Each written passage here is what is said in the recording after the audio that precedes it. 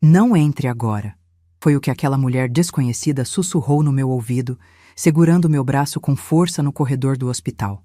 Eu estava a 5 passos da porta do quarto 304, onde supostamente minha enteada de 3 anos estava internada com pneumonia. 3 anos. 3 anos que meu marido, Ricardo, escondeu de mim que tinha uma filha. 3 anos de mentiras que eu tinha acabado de descobrir por acaso, através de uma mensagem no celular dele que ele esqueceu desbloqueado. E agora, ali estava eu, prestes a conhecer a criança e confrontá-lo, quando aquela enfermeira, eu ainda não sabia o nome dela, me impediu de entrar. Ela não disse mais nada, apenas apertou meu braço, olhou nos meus olhos com uma expressão que misturava pena e urgência, e apontou discretamente para um sofá de couro rachado no final do corredor. Espera ali, por favor, confia em mim. Meu primeiro instinto foi ignorá-la, empurrar aquela porta e detonar tudo. Mas algo na voz dela, algo na forma como seus olhos brilharam quando disse "confia em mim", me fez obedecer. Engoli a humilhação que ardia na minha garganta como fogo. Engoli a raiva que fazia minhas mãos tremerem e caminhei até aquele sofá horrível que cheirava a desinfetante e desespero. Eram 3:30 da tarde de uma quarta-feira sufocante de fevereiro de 2024.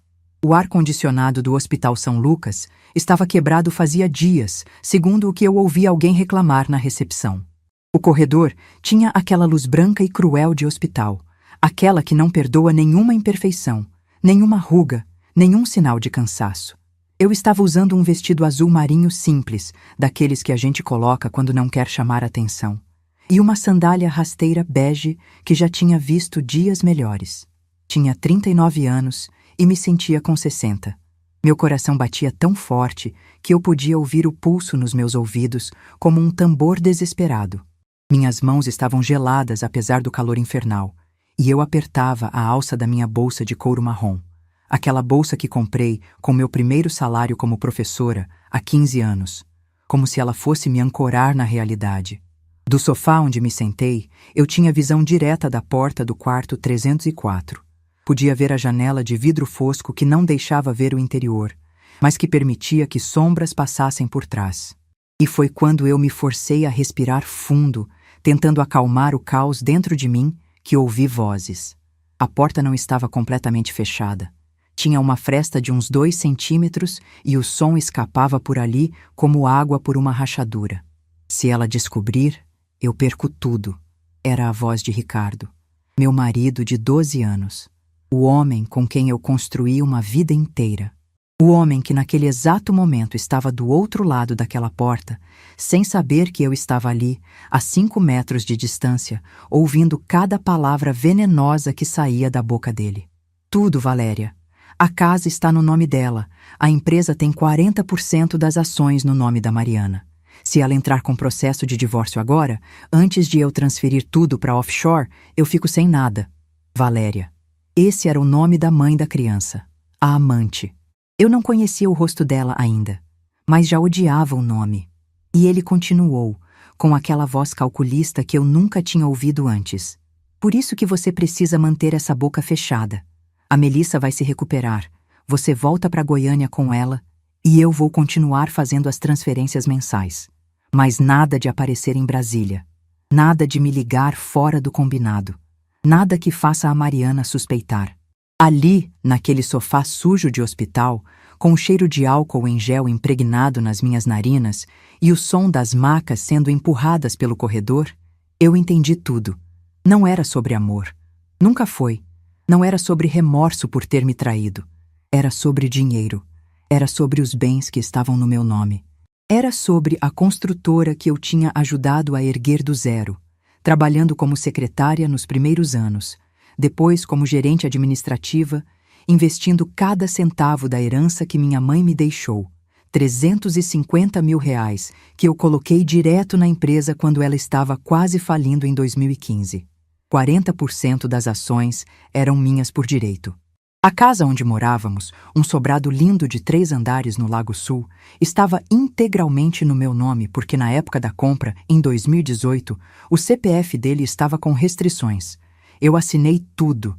Eu paguei a entrada de R$ 200.000 com o dinheiro que economizei durante anos. E agora ele estava tramando me esvaziar. Eu não me mexi.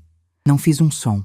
Apenas fiquei ali, apertando minha bolsa, com os olhos fixos naquela porta, gravando cada palavra na memória. A enfermeira que tinha me impedido de entrar surgiu ao meu lado silenciosamente. Ela se sentou ao meu lado e sussurrou: "Eu te vi chegando e reconheci você das fotos que ele sempre mostra no celular quando está bêbado na lanchonete aqui embaixo. Ele acha que ninguém percebe, mas todo mundo sabe que ele tem 2 famílias. E quando vi você subindo decidida para o quarto, achei que você merecia saber a verdade completa antes de entrar ali. Seu nome era Dalva. 52 anos, enfermeira há 28, divorciada há 10, mãe de 3 filhos que criou sozinha. Ela me contou isso tudo em voz baixa, enquanto continuávamos ouvindo, e então ela disse a frase que mudaria minha vida. Ele vem aqui faz 3 anos, sempre pagando tudo em dinheiro, sempre nervoso, sempre olhando para trás. E tem mais, a menina não é filha dele." Meu sangue gelou. Dalva continuou: "Escuta, eu não deveria estar te contando isso, mas eu sou mulher e sei o que é ser enganada. 2 meses atrás, a Valéria, a mãe da criança, teve uma crise de consciência. Ela estava na lanchonete, chorando, e começou a falar comigo. Disse que se envolveu com o Ricardo faz 4 anos, que ele prometeu que ia largar a esposa, que ia assumir ela. Ela engravidou. E quando contou para ele, o Ricardo entrou em pânico. Exigiu teste de DNA. O teste deu negativo. A menina é de outro homem, um namorado que ela tinha na época.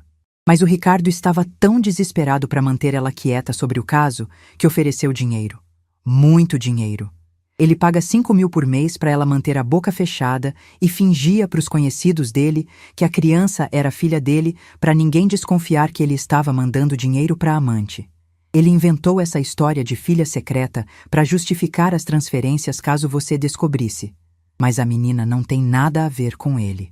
Enquanto Dalva falava, algo dentro de mim se transformou. Não foi raiva, não foi desespero. Foi uma clareza fria, cristalina, que eu nunca tinha sentido antes. Eu olhei para as minhas mãos. Mãos que trabalharam por 12 anos, que cozinharam, que limparam, que digitaram relatórios até tarde da noite, que seguraram as dele quando ele chorou porque a empresa quase faliu, que assinaram cheques, contratos, documentos. Mãos que construíram um império que agora ele queria roubar. Levantei devagar, ajeitei meu vestido e sorri para Dalva. Não era um sorriso de felicidade. Era um sorriso de quem acabou de encontrar a munição perfeita. "Obrigada", eu disse. "Você não imagina o presente que acabou de me dar." E saí daquele hospital sem entrar no quarto, sem confrontar, sem gritar, porque eu tinha entendido algo fundamental. Vingança não se serve quente, no calor da emoção.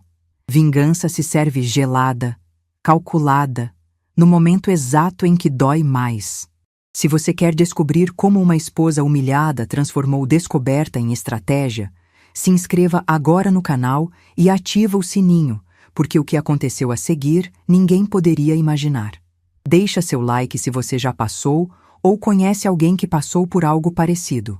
E comenta aqui embaixo de onde você está assistindo, porque essa história está só começando, e a vingança... a vingança foi servida tão gelada que congelou o inferno, porque eu tinha 12 anos de informações, 12 anos de senhas, 12 anos de acesso a cada documento da construtora, e 3 meses para executar o plano perfeito antes que ele conseguisse tirar meu nome de tudo. Mas para entender como cheguei naquele hospital, naquele dia, eu preciso voltar ao começo.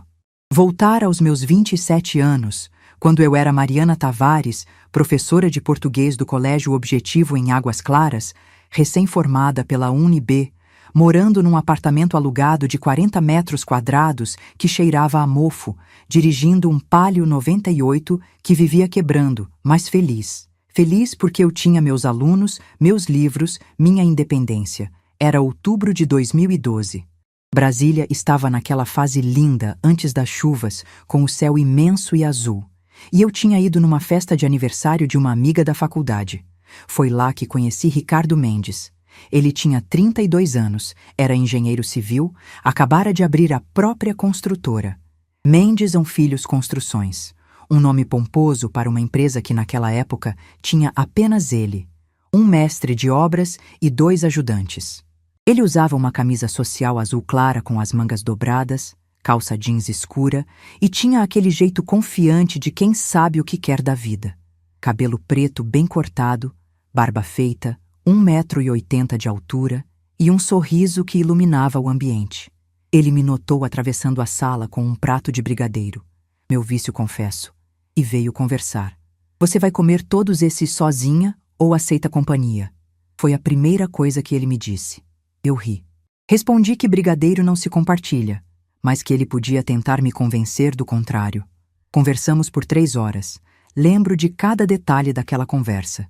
Ele tinha uma forma de olhar nos meus olhos quando falava que me fazia sentir que eu era a única pessoa no mundo que importava. Contou sobre o primeiro prédio que ajudou a construir quando tinha 23 anos, como operário, e como ficou encantado vendo aquela estrutura crescer do chão. Foi ali que decidi que queria ser engenheiro, ele disse com os olhos brilhando. Eu olhava para aqueles pilares subindo e pensava, um dia vou ser eu planejando isso. E ele conseguiu. Trabalhou de dia como ajudante de pedreiro e estudou à noite durante 6 anos. Passou no vestibular na 3ª tentativa. Se formou aos 29 anos. Minha mãe chorou tanto no dia da formatura que precisou sair da cerimônia. Ele contou rindo. Eu me identifiquei profundamente com aquela história de superação. Também conhecia o peso de ser o primeiro da família a conquistar algo grande. Ele me contou sobre o sonho de construir prédios, sobre como tinha economizado durante anos trabalhando em construtoras grandes para juntar capital e abrir o próprio negócio. Falou sobre a família, pai caminhoneiro aposentado, mãe dona de casa, 3 irmãos mais novos. Falou sobre ter crescido no Paranoá, periferia de Brasília, e ter estudado em escola pública. Disse que era o primeiro da família a ter ensino superior. Falamos também sobre literatura, algo que me surpreendeu. Ele disse que gostava de ler, que tinha o hábito de levar um livro para as obras e ler durante o almoço. Os peões acham estranho, ele riu. Mas eu preciso, senão fico maluco só pensando em concreto e tijolo. Perguntei o que estava lendo. Dom Casmurro, pela 3ª vez. Toda vez que leio, descubro algo novo. Meu coração deu um salto. Um engenheiro que lia Machado de Assis voluntariamente? Isso era raro. Passamos 20 minutos discutindo se Capitu tinha traído ou não. Eu defendia que não, que era ciúme doentio do Bentinho. Ele achava que sim, que os indícios estavam todos lá. Discordamos, mas de forma gostosa, inteligente, respeitosa. E no final, ele disse: mesmo discordando, eu adorei essa conversa. Fazia tempo que não conversava de verdade com alguém. Eu me identifiquei. Também vinha de família humilde. Meu pai era mecânico, morreu quando eu tinha 16 anos. Minha mãe trabalhou como cozinheira a vida inteira para me criar e conseguir me dar estudo. Eu tinha conseguido bolsa integral na UNB e trabalhava como professora particular à noite para pagar minhas contas durante a faculdade. A gente tinha histórias parecidas, sonhos parecidos. Essa conexão foi imediata. No final da festa, ele pediu meu número. 3 dias depois, tivemos nosso primeiro encontro. Durante 6 meses, foi um namoro de cinema. Ele me buscava na escola, me levava para jantar em restaurantes simples, mas gostosos. Nossa mesa preferida era no Coco Bambu de Águas Claras, onde a gente sempre pedia aquele camarão com catupiry e dividia porque era caro demais para cada um pedir o seu. Ele me apresentou para a família e eu adorei a Dona Neuza, mãe dele, uma senhora gordinha e carinhosa que fazia o melhor bolo de fubá que já comi na vida. Ele conheceu minha mãe, Conceição, que achou ele educado, mas alertou. Minha mãe era uma mulher de pouquíssimas palavras, mas quando falava, era certeiro como bisturi. Ela observou Ricardo durante todo o almoço com aquele olhar analítico que só mãe tem. Reparou como ele elogiou a comida 3 vezes. Como ofereceu ajuda para lavar a louça depois. Como tratou ela com respeito, chamando de Dona Conceição e não tentando intimidade forçada. Mas também reparou em outras coisas. Reparou como ele falou sobre os planos da empresa por 40 minutos sem perguntar nada sobre mim. Reparou como ele, 2 vezes, interrompeu quando eu estava falando para continuar o próprio assunto. Pequenos sinais que eu, apaixonada, não vi, mas ela viu. E depois, na cozinha, enquanto eu guardava as sobras na geladeira, ela disse: Filha, homem bonito e de conversa boa é que nem cobra bonita. Pode ser linda, mas continua tendo veneno. Eu ri na época. Disse que minha mãe era desconfiada demais, que Ricardo era diferente, que ele me respeitava, me ouvia, me admirava. E era verdade. Naqueles primeiros meses, ele realmente parecia me admirar. Dizia que eu era a mulher mais inteligente que tinha conhecido. Elogiava minha independência. Dizia que queria uma parceira, não uma dependente. Casamos em março de 2013, numa cerimônia simples no cartório seguida de um almoço para 50 pessoas num salão alugado em Taguatinga. Eu usei um vestido branco simples, ele um terno cinza. Não tivemos lua de mel porque não havia dinheiro. Todo centavo dele estava investido na construtora, e eu estava pagando as últimas parcelas da minha pós-graduação. Fomos morar num apartamento alugado de 2 quartos no Guará, que custava R$ 1.200 por mês. Eu continuei dando aula. Ele continuou tocando a construtora. Nos primeiros 2 anos, foi uma luta. Teve mês que não conseguimos pagar todas as contas. Teve mês que eu deixei de comprar roupa para poder colocar comida na mesa. Teve mês que minha mãe nos ajudou com vale-compra do mercado. Mas a gente estava junto, enfrentando as dificuldades de mãos dadas. Ou pelo menos era isso que eu acreditava. Em 2015, a construtora quase faliu. Ricardo tinha fechado um contrato grande para construir um prédio residencial de 8 andares em Águas Claras, mas o investidor principal desistiu no meio da obra. Ficou um rombo de R$300 mil. A obra parada, os operários sem receber, os fornecedores cobrando. Ricardo entrou em desespero. Chorou na minha frente. Foi a primeira e única vez que vi meu marido chorar. Disse que ia perder tudo, que os credores iam tomar os equipamentos, que ia ter que fechar a empresa. E ali, naquela noite de maio, sentados no chão da sala, porque até o sofá tinha sido comprado a prazo e ainda estávamos pagando, eu tomei uma decisão. Pensei na minha mãe, em como ela teria reagido se estivesse viva para ver aquilo. Parte de mim sabia que ela diria para não fazer, para guardar aquele dinheiro como proteção, para não colocar todos os ovos na mesma cesta. Mas outra parte sabia que ela entenderia, porque ela tinha sido exatamente assim a vida inteira. Tinha se sacrificado, tinha colocado tudo o que tinha na minha educação, tinha apostado em mim quando ninguém mais apostava. Ela trabalhou 30 anos sem parar, sem reclamar, para juntar aquele dinheiro. E deixou para mim justamente para isso, para eu usar quando a vida exigisse uma decisão difícil. Esse dinheiro é para você usar quando precisar, filha. Não guarda só por guardar. Dinheiro parado não constrói nada. Usa com sabedoria, mas usa. Ela tinha me dito uma vez, anos antes de morrer. Então ali, olhando para Ricardo destruído no chão, eu decidi usar. Decidi apostar nele. Decidi apostar em nós. Minha mãe tinha morrido 3 meses antes, vítima de um AVC fulminante. Ela tinha deixado para mim a casa onde morávamos, uma casa simples de 2 quartos em Ceilândia e uma poupança de R$350 mil que ela juntou durante 30 anos trabalhando.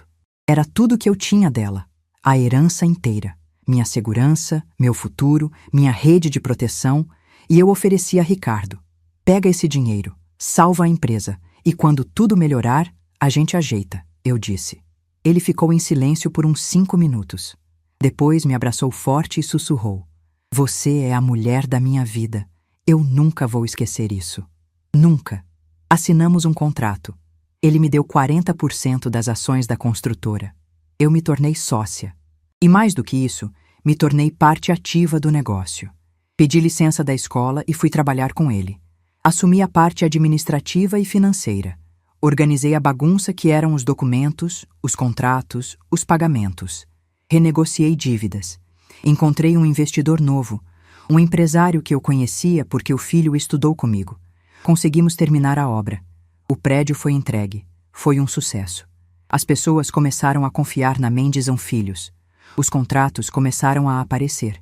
Em 1 ano, a empresa saiu do vermelho. Em 2 anos, estava lucrando. Em 3 anos, tínhamos 15 funcionários e 3 obras simultâneas acontecendo. E foi em 2018 que conseguimos comprar a casa própria. Um sobrado lindo no Lago Sul, uma das regiões mais nobres de Brasília. 3 andares, 5 suítes, piscina, churrasqueira, jardim com jabuticabeiras. R$1,5 milhão. Na época, Ricardo estava com o CPF restrito por causa de umas dívidas antigas que ele tinha esquecido de pagar, multas de trânsito e uma pendência com a Receita Federal. Então colocamos tudo no meu nome. A entrada foi de R$200 mil que saíram da minha conta. Economia de 3 anos de salário que paguei a mim mesma como sócia da construtora. O restante financiamos em 15 anos. Eu assinei tudo. E Ricardo disse: "Não precisa se preocupar, amor. É só até eu regularizar meu CPF. Depois a gente coloca no nome dos dois." Mas ele nunca regularizou. Sempre tinha uma desculpa, uma pendência, um processo. E eu, ingênua, não pressionei. Afinal, éramos casados. O que era meu era dele e vice-versa, certo? Certo? Errado. Tão errado que dói até agora lembrar da minha ingenuidade. Porque o que eu não sabia é que Ricardo já tinha começado a planejar como tirar tudo de mim. Mas eu só fui descobrir isso muito, muito tempo depois. Naqueles anos, de 2015 a 2020, eu achava que estávamos vivendo o sonho. A construtora crescia. Compramos casa, trocamos de carro. Eu passei a dirigir uma Hilux SW4 0 km, ele uma Amarok. Viajamos para Fernando de Noronha, para Gramado, para Porto Seguro. Jantávamos fora 2 vezes por semana. Eu tinha roupas de marca. Joias simples, mas joias. A vida parecia perfeita. Mas havia rachaduras que eu não quis enxergar. A primeira rachadura foi o trabalho. Ricardo começou a me afastar das decisões importantes. "Você já trabalha demais, amor. Deixa que eu resolvo essa parte.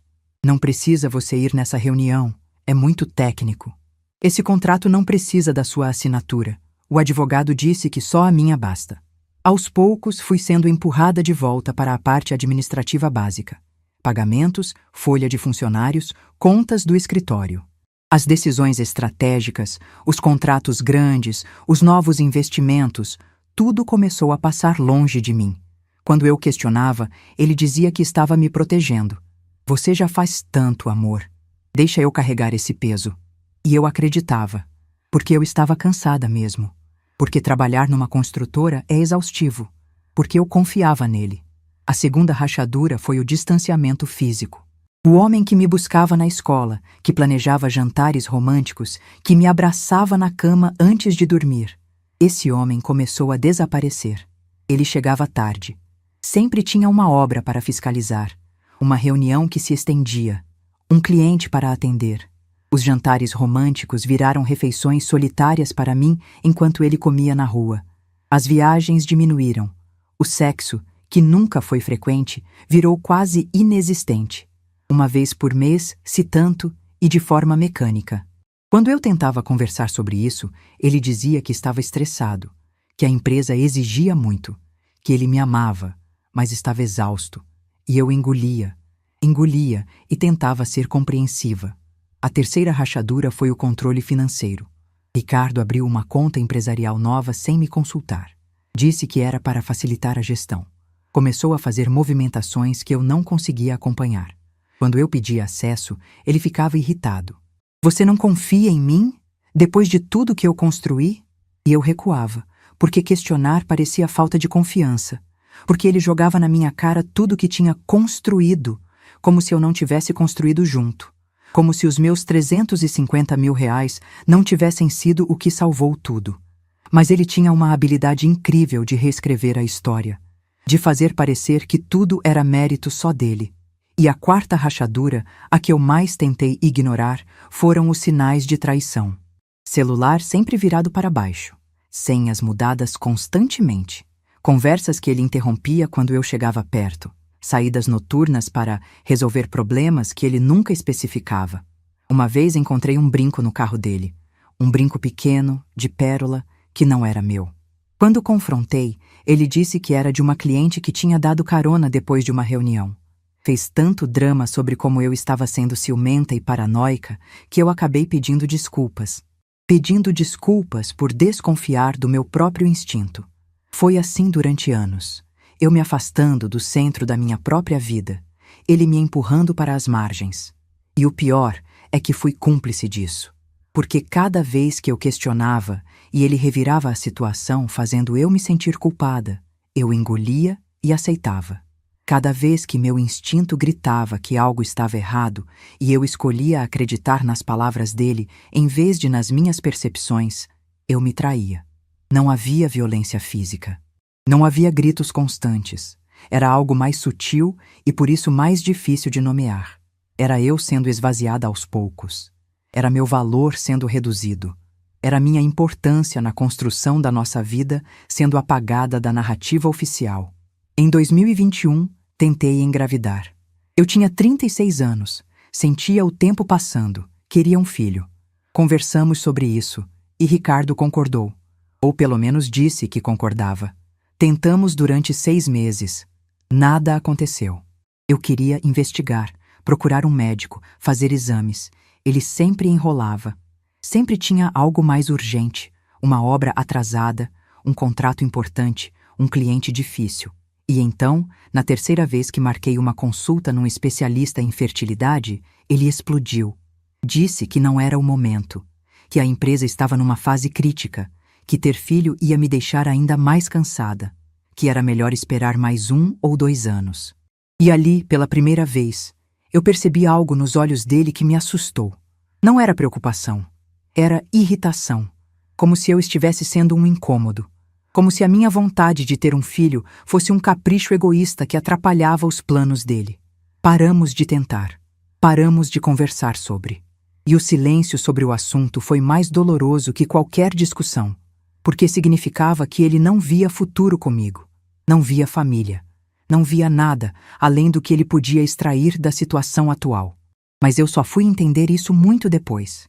Naquele momento, ainda na negação, eu acreditava que era só uma fase difícil, que nós superaríamos, que o amor voltaria, que o Ricardo que me abraçou chorando quando a empresa quase faliu ainda existia dentro daquele homem cada vez mais frio e distante.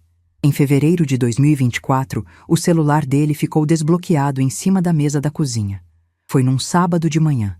Ele tinha saído para jogar futebol com os amigos, ou era isso que ele dizia todo sábado. Eu estava fazendo café quando o telefone apitou. Uma mensagem. Normalmente, eu não olharia, mas a mensagem apareceu na tela de bloqueio antes de eu poder desviar os olhos. Amor, a Melissa tá com febre de novo. Acho melhor você vir. Amor. Melissa. Meu coração parou. Meus dedos agiram antes que meu cérebro pudesse processar. Deslizei a tela. O celular abriu porque ele tinha esquecido de bloquear. E ali, na conversa de WhatsApp com o contato salvo como Gustavo Fornecedor, estava tudo. Fotos de uma criança. Uma menina pequenininha, de cachinhos cacheados, rindo, conversas sobre remédios, médicos, fraldas. Ele chamando a criança de minha princesa.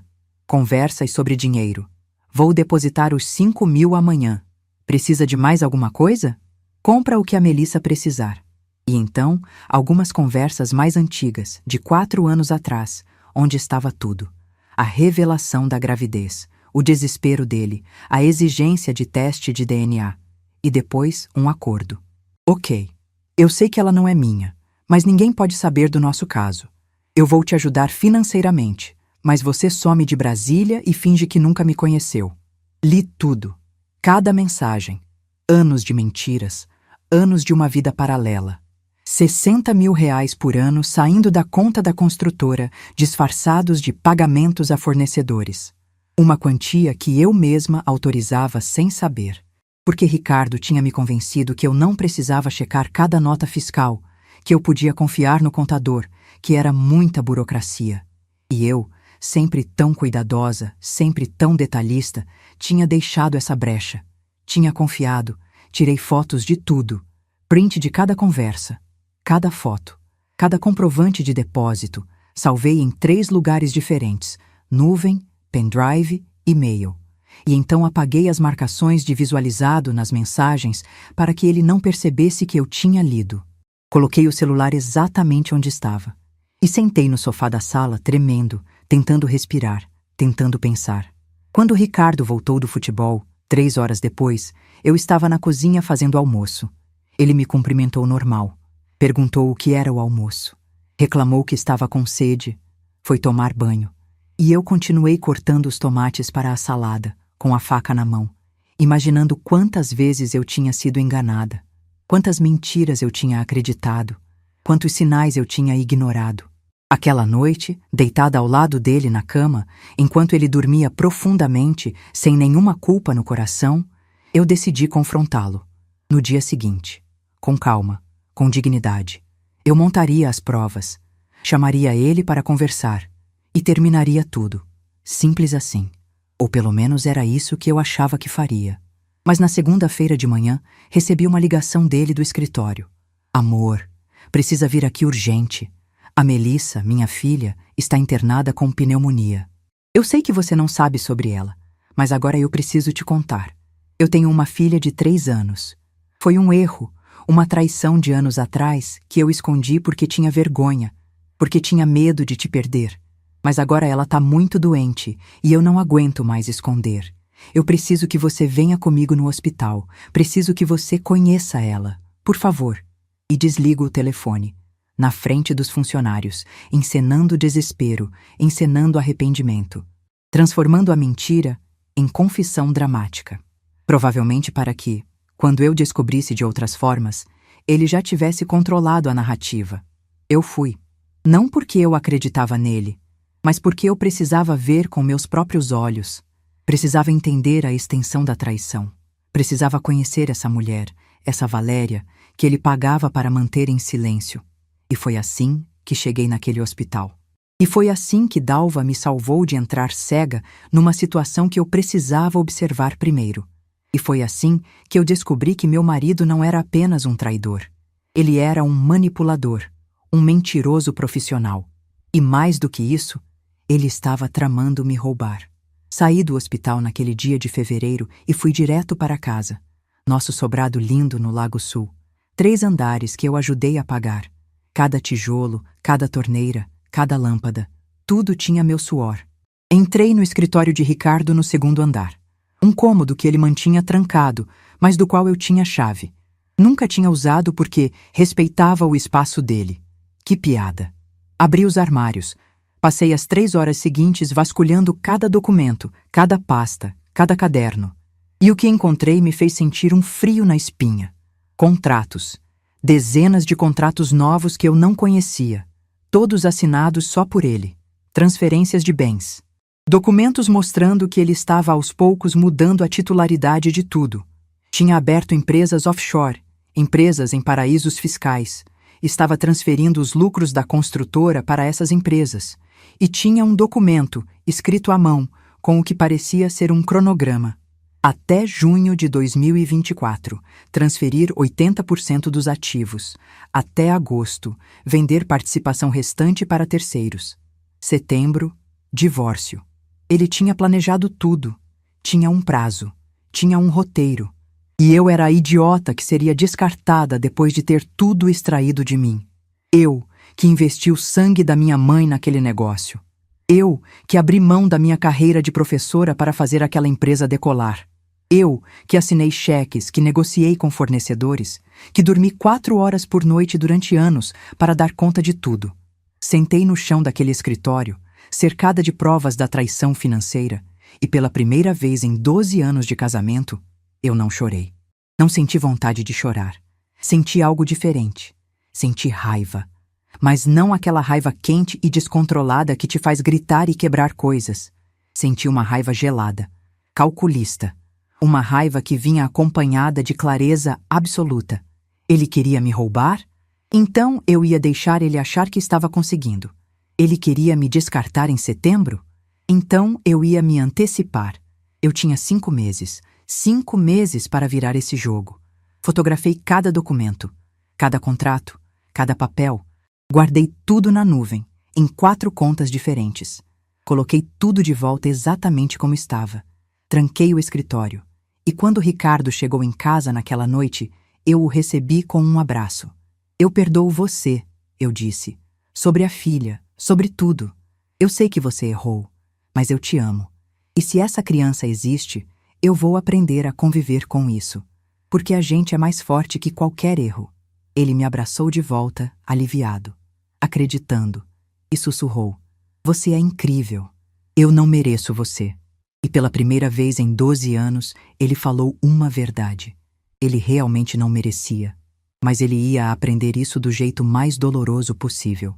No dia seguinte, liguei para Dalva. Agradeci de novo. Perguntei se ela conhecia alguém bom. Alguém que pudesse me ajudar com questões legais. Ela tinha um filho advogado, Fernando Cardoso, especialista em direito empresarial e divórcio. Marquei uma reunião com ele naquela mesma semana. Fernando tinha 40 anos, escritório pequeno, mas eficiente em Águas Claras, e uma reputação de ser implacável quando o caso exigia. Cheguei na sala dele numa quinta-feira de manhã. Era um ambiente simples, mas organizado. Mesa de madeira, estante cheia de livros jurídicos, cheiro de café fresco. Coloquei na frente dele todos os documentos que tinha encontrado. Todas as fotos de conversas, todos os comprovantes de transferências. E contei tudo. Cada detalhe dos últimos 12 anos. Cada centavo investido. Cada sacrifício. Cada mentira. Fernando ouviu tudo em silêncio. Quando terminei, ele ficou alguns minutos apenas olhando para os documentos, folheando, analisando. Então ergueu os olhos para mim e disse: Mariana, você tem um caso sólido, mais do que sólido. Você tem um caso que vai destruir esse homem legalmente. Mas eu preciso te fazer uma pergunta. Você quer justiça ou você quer vingança? Eu não hesitei. Eu quero as duas coisas. Ele sorriu. Não era um sorriso alegre. Era um sorriso de quem reconhece uma pessoa determinada. Então vamos precisar de um plano. Um plano que garanta que você saia dessa com tudo que é seu por direito. E que ele saia sem nada além de arrependimento. E ali começou a minha verdadeira vingança. Fernando foi meu primeiro aliado, mas eu precisaria de mais. Precisava de alguém que entendesse de contabilidade, alguém que pudesse rastrear cada centavo que Ricardo estava movimentando para as offshores. E para isso, procurei Júlia Mendes. Júlia foi minha colega de faculdade, formou em ciências contábeis na mesma época que me formei em letras. Ela tinha aberto uma empresa de consultoria contábil e era conhecida por ser meticulosa, excessivamente meticulosa. Era o tipo de pessoa que encontrava erros de 1 centavo em balanços de milhões. Marquei um almoço com ela. Fazia anos que não nos víamos. Conversamos sobre a vida, sobre o trabalho, sobre relacionamentos. Ela estava solteira, focada na carreira, sem paciência para homens que não a valorizassem. Quando o assunto fluiu naturalmente, contei minha história e vi a indignação crescer no rosto dela a cada frase. Ele fez isso com você? Depois de tudo que você investiu? Júlia bateu a mão na mesa, irritada. Mariana, deixa comigo. Eu vou rastrear cada centavo desse desgraçado, cada transferência, cada movimentação. E quando eu terminar, ele não vai ter como esconder nada. Júlia se tornou minha segunda aliada. Uma mulher que trabalhava por justiça, que odiava homens que exploravam mulheres, que tinha visto a própria mãe ser roubada pelo pai em um divórcio sujo. Ela não cobrou nada. Disse que faria de graça. Por sororidade, por raiva, por prazer de ver um homem escroto se ferrar. O trabalho de Júlia foi cirúrgico. Ela me encontrava 3 vezes por semana num café diferente a cada vez, sempre tomando precauções para ninguém nos ver juntas. Levava o notebook, abria as planilhas e ia me mostrando cada descoberta nova. Olha isso aqui, Mariana. Essa transferência de 75 mil para uma conta nas Ilhas Cayman. Você autorizou? Eu olhava e respondia que não. Pois é. Ele forjou sua assinatura digital. Tenho como provar. A cada reunião, a pilha de evidências crescia. Júlia não estava apenas rastreando dinheiro. Estava construindo um caso criminal inatacável. Em uma das reuniões, ela chegou particularmente satisfeita. Encontrei o primo dele que empresta o nome. Liguei para ele, fingi que era da Receita Federal. O idiota confessou tudo. Disse que o Ricardo paga R$1.000 por mês para usar o CPF dele. Gravei a ligação. É prova. Júlia estava se divertindo. Estava vingando a mãe dela, que anos antes tinha sido roubada pelo ex-marido de forma parecida e nunca conseguiu provar nada. Agora, Através de mim, ela estava corrigindo aquela injustiça antiga. E precisava de mais uma pessoa. Alguém de dentro da construtora. Alguém que pudesse me atualizar sobre cada movimento que Ricardo fazia, sem que ele desconfiasse. E esse alguém apareceu de forma inesperada. Paulo Costa. Ele era o mestre de obras mais antigo da empresa. Estava conosco desde 2016. Um homem de 53 anos, casado, pai de 2 filhos, trabalhador como poucos. Sempre foi discreto. Sempre fez o trabalho dele sem reclamar. Mas um dia, 2 semanas depois da minha descoberta, ele me procurou. Pediu para conversar em particular. Eu achei estranho, mas aceitei. Fomos até um café próximo da obra que ele estava supervisionando em Águas Claras. Dona Mariana, ele começou, mexendo nervoso na xícara de café. Eu não sei se devo falar isso, mas minha consciência não tá deixando eu ficar quieto. Faz uns 3 meses que o Dr. Ricardo tá fazendo umas coisas estranhas na obra. Tá desviando material, mandando nota fiscal falsa, pagando o fornecedor por um valor e declarando outro. E ontem ele me chamou no escritório e disse que ia me demitir no fim do ano. Disse que vai enxugar a equipe, mas eu sei que não é isso. É porque eu tô vendo o que ele tá fazendo. Ele quer tirar quem pode dar testemunho das falcatruas. Meu coração acelerou. Paulo, você tem provas disso? Ele tirou do bolso um pendrive. Tenho. Faz 2 meses que eu tô documentando tudo. Fotos, notas fiscais, gravações de conversas. Porque eu sabia que uma hora isso ia dar ruim e eu não queria ser o culpado. Mas agora, vendo que ele vai me jogar fora feito lixo, eu decidi que a senhora precisa saber. Porque foi a senhora que me deu essa chance quando eu estava desempregado em 2016. Foi a senhora que lembrou do meu nome quando precisava de um mestre de obras. Eu devo meu emprego, minha estabilidade, a educação dos meus filhos, à senhora, não ao doutor Ricardo. Segurei aquele pendrive como se fosse ouro e abracei Paulo. Ele se tornou meu terceiro aliado. Um homem honesto que foi testado e escolheu o lado certo. Um homem que tinha família para sustentar, que poderia perder tudo, mas que decidiu fazer o certo mesmo assim. Agora eu tinha um advogado implacável, uma contadora meticulosa e um informante interno. Tinha um exército pequeno, mas leal. E durante os 3 meses seguintes, trabalhamos. Trabalhamos como um time de operação secreta. Fernando entrou com medidas judiciais preventivas, bloqueios de bens, registros de propriedade intelectual, até uma intimação judicial para que Ricardo não pudesse vender nenhum ativo sem autorização judicial prévia. Tudo sem ele saber inicialmente, porque usamos procedimentos que só viriam à tona no momento certo. Júlia rastreou cada transferência. Descobriu 3 empresas offshore que Ricardo tinha aberto nas Ilhas Cayman. Descobriu contas bancárias em nome de laranjas. Descobriu que dos últimos 5 grandes contratos da construtora, Ricardo desviou 40% do lucro para essas contas escondidas. Estamos falando de R$2.400.000 escondidos. Dinheiro que deveria ser da empresa, da nossa empresa, que eu era sócia de 40%. Júlia montou um relatório de 80 páginas com cada movimentação ilegal, cada crime fiscal, cada fraude. Era um documento que sozinho poderia botar Ricardo na cadeia por sonegação e lavagem de dinheiro. Paulo continuou documentando. Cada conversa suspeita, cada material desviado, cada ordem ilegal que Ricardo dava. E, além disso, ele me mantinha informada sobre os planos. Ricardo estava acelerando a operação. Tinha marcado reuniões com possíveis compradores da construtora. Queria vender tudo até julho, 1 mês antes do previsto. Estava nervoso, estava com pressa. E Paulo ouvia tudo. Durante esses 3 meses, eu vivia a vida mais falsa da minha existência. Acordava ao lado de Ricardo, preparava café, perguntava sobre o dia dele. Jantávamos juntos, assistíamos televisão, transávamos ocasionalmente quando ele tinha vontade. E eu me forçava a participar daquele teatro, com nojo, mas sabendo que era necessário para que ele não desconfiasse. Sorria, fingia que acreditava em cada mentira, fingia que o perdoava, fingia que estávamos reconstruindo. E por dentro, eu estava montando a bomba que explodiria a vida dele. Em maio, Fernando me chamou no escritório. Tá tudo pronto. Todos os documentos, todas as provas.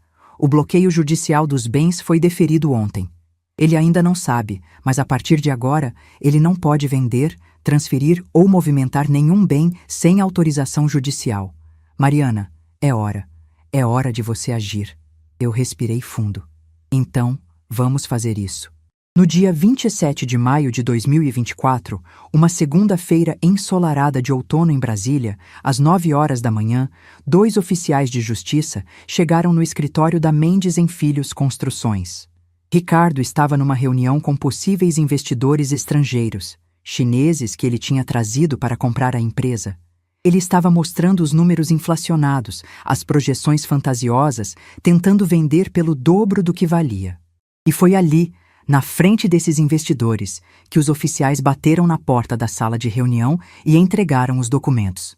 Intimação judicial. Ordem de bloqueio de todos os bens da empresa.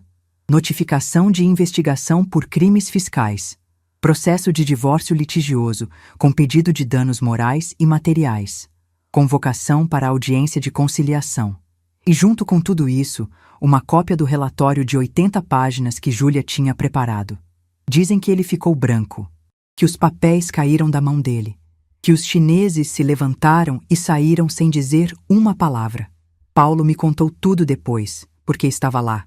Ele descreveu a cena com satisfação óbvia na voz. Ricardo tentando ler os documentos com as mãos tremendo. Ricardo pegando o celular para me ligar, mas eu não atendendo. Ricardo saindo correndo do escritório, entrando no carro e indo direto para casa. Ele chegou em casa ao meio-dia. Eu estava na sala, sentada no sofá de couro bege que escolhemos juntos 3 anos atrás. Eu estava calma. Tinha me arrumado bem. Vestido vermelho, cabelo preso, maquiagem leve, brincos de argola de prata. Eu queria que ele me visse bonita, forte, inteira. Ele entrou na sala como um furacão. O que você fez? O que diabos você fez, Mariana? Eu sorri. Aquele mesmo sorriso gelado que ensaiei mentalmente durante meses. Eu fiz o que você planejou fazer comigo. Só que eu fiz primeiro. E melhor. Ele ficou vermelho de raiva. Você não pode fazer isso. A empresa é minha. Errado. A empresa é nossa. 40% é meu. E você tentou me roubar. Mas eu descobri. Descobri tudo, Ricardo. Suas mentiras, suas offshores, seus desvios, sua filha falsa, sua amante paga, seu plano de me largar em setembro depois de tirar tudo de mim. Eu sei de tudo. Ele abriu a boca, fechou, abriu de novo, tentou falar, não conseguiu. Eu continuei. E sabe o que é mais engraçado? Você é tão arrogante que nem percebeu que eu estava reunindo provas durante meses, que eu tinha aliados, que eu estava 10 passos à frente de você. Você me subestimou, Ricardo. Me achou burra, submissa, fraca. E esse foi seu maior erro. Ele tentou se aproximar de mim, mas eu levantei a mão. Não chega perto. Não encosta em mim nunca mais. Minha voz saiu firme, sem tremer. Você tem 2 opções. Primeira, você aceita o acordo que meu advogado vai te apresentar. Você assina a transferência dos seus 60% da construtora para mim. Você devolve o dinheiro desviado. Você assina o divórcio sem questionar nada. E, em troca, eu não apresento queixa-crime. Você não vai preso por sonegação e lavagem de dinheiro. Segunda opção. Você tenta brigar na justiça, eu processo você criminalmente. Você vai preso, perde tudo e ainda fica com o nome sujo pelo resto da vida. Escolhe. Ele ficou em silêncio por 1 minuto inteiro. Então explodiu. Eu não vou te dar nada. Você não merece nada. Essa empresa foi construída por mim.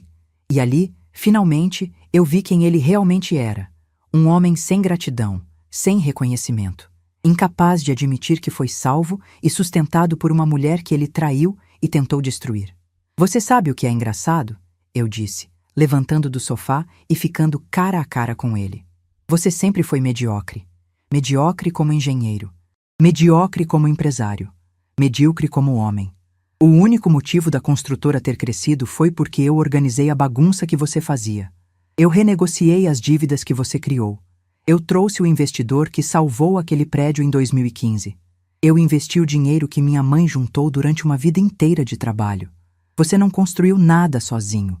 Você construiu em cima de mim. E agora que eu tirei o suporte, você vai desabar. E eu vou assistir com prazer. Ele ergueu a mão. Pensei que fosse me bater, mas ele parou no meio do gesto, porque duas coisas aconteceram simultaneamente. A campainha tocou e eu disse calmamente: se você me tocar, os 2 policiais que acabaram de chegar aí vão te prender por violência doméstica, porque eu pedi proteção policial preventiva. Eles estão aí fora, esperando.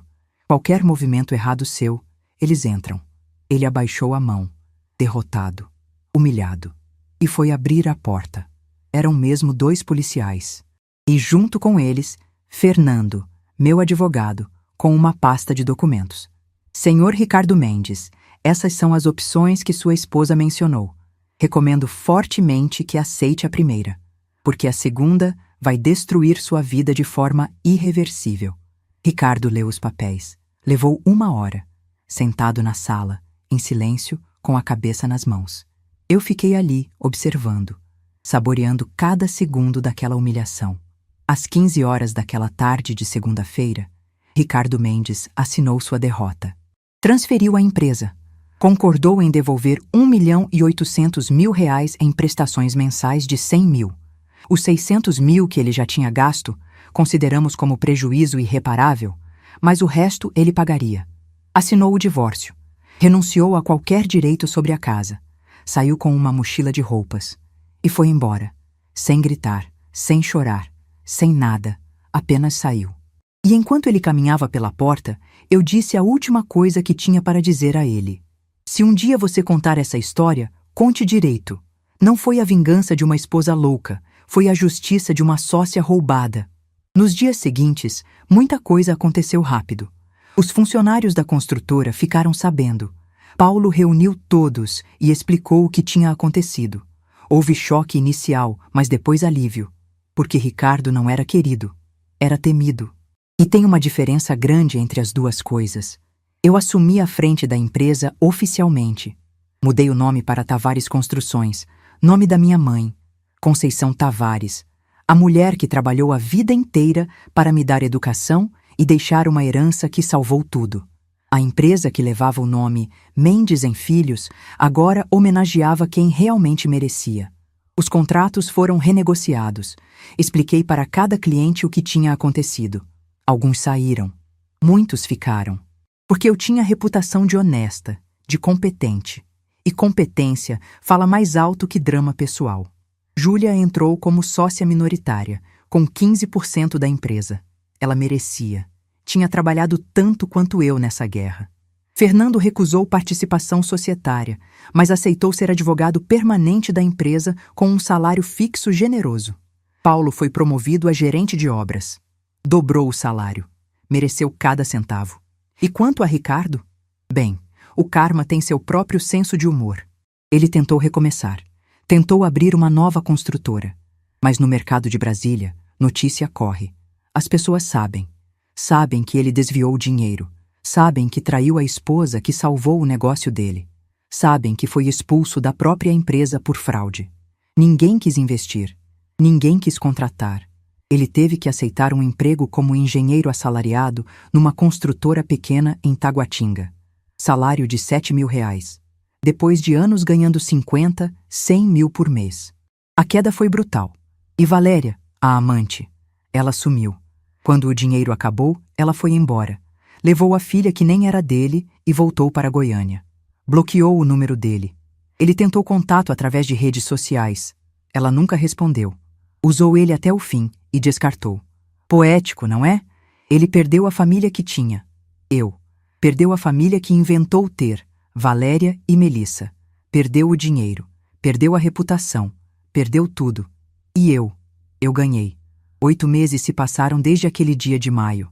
Hoje é janeiro de 2026.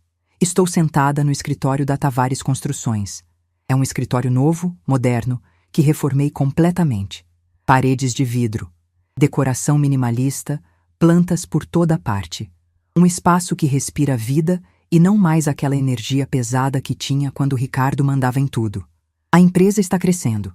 Fechamos 4 contratos grandes nos últimos 6 meses. Estamos construindo um condomínio de prédios em Águas Claras, um hospital em Sobradinho e reformando um shopping em Taguatinga.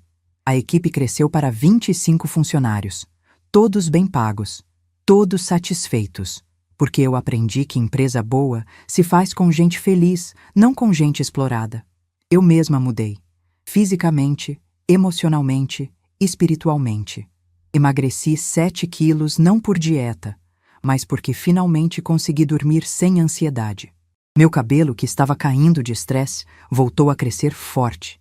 Voltei a fazer terapia, algo que tinha abandonado porque Ricardo dizia que terapia é frescura. Aprendi a identificar padrões. Aprendi que eu tinha sido vítima de abuso psicológico, que gaslighting é real, que manipulação emocional destrói aos poucos. Aprendi a me valorizar. Aprendi que solidão é melhor que companhia ruim. Aprendi que recomeçar aos 40 não é falha, é coragem. Vendi o sobrado do Lago Sul. Não queria mais morar ali. Cada cômodo tinha memória ruim. Comprei um apartamento menor, mas aconchegante no sudoeste. 2 quartos, varanda gostosa, vista para o parque. Decorei do meu jeito. Cores claras, livros por toda parte. Um espaço que é só meu. Voltei a ter hobbies. Voltei a ler por prazer, não apenas por obrigação. Voltei a sair com amigas. Amigas que Ricardo tinha me afastado aos poucos, dizendo que elas eram má influência. Voltei a viver, de verdade. E aprendi que felicidade não está em ter alguém do lado. Está em ser inteira sozinha. E ter alguém que some, não que divida. Não estou namorando. Não quero. Ainda não. Talvez um dia. Talvez nunca mais.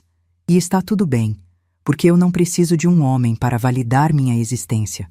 Não preciso de ninguém para ser feliz. Tenho minha empresa, tenho meus amigos, tenho meu apartamento, tenho minha paz, e isso é mais valioso que qualquer casamento forçado. Quanto a filhos, fiz as pazes com o fato de que talvez nunca seja mãe. Talvez a vida não tenha guardado isso para mim. E está tudo bem, porque legado não é só deixar filhos. Legado é construir algo maior. E eu construí uma empresa que dá emprego para dezenas de famílias. Construí prédios onde pessoas vão morar. Construí uma história de superação que pode inspirar outras mulheres. Encontrei Ricardo uma vez, 3 meses atrás. Foi num supermercado em Águas Claras. Eu estava comprando frutas. Virei no corredor e ele estava lá. Carrinho com meia dúzia de itens, coisas básicas, baratas. Ele me viu. Ficou pálido. Eu apenas sorri. Oi, Ricardo. Ele murmurou um oi de volta. Parecia 10 anos mais velho. Cabelo grisalho, barriga crescida, olheiras profundas. A aparência de quem perdeu tudo e sabe que a culpa é só sua. Ele tentou falar alguma coisa. Abriu a boca, mas eu já estava virando as costas. Não tinha mais nada para dizer a ele. Ele era passado. Página virada. Capítulo encerrado. E enquanto eu me afastava, ouvi ele sussurrar. Eu sinto muito. Eu não me virei. Apenas continuei andando. Porque algumas desculpas chegam tarde demais. Algumas pontes, quando queimadas, não têm reconstrução possível. O que eu aprendi com tudo isso? Aprendi que não existe amor que justifique desrespeito. Aprendi que parceria de verdade é sobre construir junto, não sobre um explorar o outro. Aprendi que silêncio não é paz, é guerra adiada. Aprendi que mulher que se cala enquanto é diminuída não está sendo compreensiva, está sendo cúmplice da própria destruição. Aprendi que a gente ensina as pessoas como nos tratar, e eu tinha ensinado Ricardo que ele podia me pisar, que eu ia aceitar, que eu não ia reagir. Mas quando finalmente reagi, a força acumulada de anos de silêncio virou terremoto. Aprendi que vingança, quando é justa, não é sobre ódio, é sobre restauração, sobre pegar de volta o que foi tirado, sobre fazer justiça quando o sistema falha. Aprendi que perdoar não significa aceitar de volta. Perdoar é liberar a raiva para que ela não te corroa. Mas libertar-se da raiva não significa esquecer. Não significa dar segunda chance para quem não merece. Significa seguir em frente sabendo que você fez o certo. E eu fiz. Se você está lendo essa história, ou melhor, se você chegou até aqui nesse relato e está vivendo algo parecido, escuta o que eu vou te dizer. Sai. Sai enquanto ainda tem forças. Sai antes que te esvaziem completamente. Porque ninguém merece viver sendo menos do que é. Ninguém merece ficar em relacionamento onde é traída, enganada, diminuída. E não importa quantos anos você já investiu, não importa quanto você ainda ama, não importa quanto você tem medo de recomeçar. O medo de recomeçar sozinha é menor que a dor de continuar morrendo aos poucos ao lado de quem não te valoriza. Você é mais forte do que imagina. Você é mais capaz do que te fizeram acreditar. Você consegue sim ficar de pé sozinha. E quando você ficar, vai perceber que a solidão que você tanto temeu é, na verdade, liberdade disfarçada. E se você é homem e está lendo isso pensando, ela exagerou, ela foi vingativa demais, deixa eu te dizer uma coisa, a gente só reage na proporção da dor que sentiu. Ricardo não sofreu nada que não causou primeiro. Ele planejou me roubar, planejou me descartar, me traiu durante anos. Desviou dinheiro que era parcialmente meu, mentiu, manipulou, e quando eu revidei, revidei na mesma moeda. Não foi crueldade, foi justiça, foi consequência, foi karma. E se te incomoda ver mulher reagindo, talvez o problema não seja a reação. Talvez seja o que foi feito com ela para levá-la até esse ponto. Hoje eu acordo todo dia às 6 da manhã. Faço meu café. Aquele café forte e gostoso que eu gosto, sem ter que fazer do jeito que outra pessoa prefere. Tomo banho demorado. Me arrumo no meu tempo. Vou para o escritório dirigindo minha Hilux, que agora é só minha. Trabalho em projetos que me empolgam. Almoço com minha equipe. Rio de verdade. Volto para casa no fim da tarde. Faço uma comida simples. Assisto séries que eu escolho. Leio antes de dormir. E durmo em paz. Paz que não tem preço. Paz que não tem comparação. E de vez em quando, antes de apagar a luz, eu olho para o teto do meu quarto e sussurro. Obrigada, mãe. Seu dinheiro não foi em vão. Você me salvou 2 vezes.